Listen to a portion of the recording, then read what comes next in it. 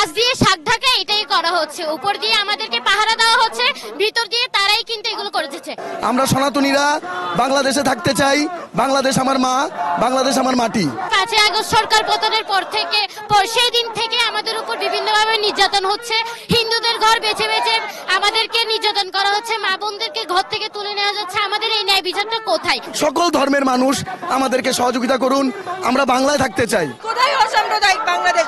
কোথায় আমাদের বাংলাদেশ 2.0? কোথায়, যেখানে আমরা নির্যাতিত হচ্ছি? প্রত্যেকটা সরকার পরিবর্তনের সাথে সাথে সংখ্যালঘুদের উপরে যে সহিংস নির্যাতন শুরু হয়, যে আমার মন্দিরে হামলা হয়, অগ্নিসংযোগ হয়, আজকে আমার মা বোনরা নির্যাতিত হয়। হিন্দুরা তো আমরা নির্যাতিত, হিন্দুদের তো কোনো সিকিউরিটি নাই। তো এই মারে কাটে অত্যাচার করে, মেয়েদের উপর অত্যাচার করে।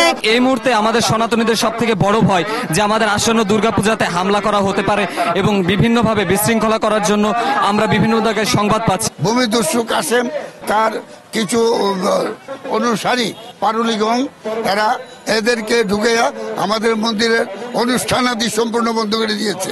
এটা 140 বছরের পুরাতন মন্দির। তারা এসে দাবি করেন যে গীতারানী নামে একজন সেবায়িত, সে নাকি তার কাছে বিক্রি করেছে, কিন্তু মন্দিরটি দেবোত্তর সম্পত্তি। দেবোত্তর সম্পত্তি কখনো বিক্রি হয় না, হস্তান্তর করা যায় না, এটাতে সেবা পূজা দেওয়া যায়।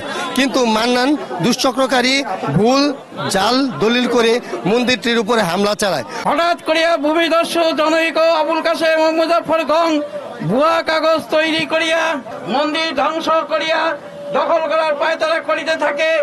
গত 29/8/2024 বিগত 5/8/2024 তারিখে ঘটনা দেখাইয়া মন্দির কমিটি প্রায় সকলকে জড়াইয়া আমাদের বিরুদ্ধে কোতোয়ালি থানার মামলা নম্বর 12/8/2024 মামলা করিয়া এলাকায় মন্দির কমিটির বিরুদ্ধে পারুল রানী চৌধুরী মামলা করিয়াছে বলিয়া প্রচার করে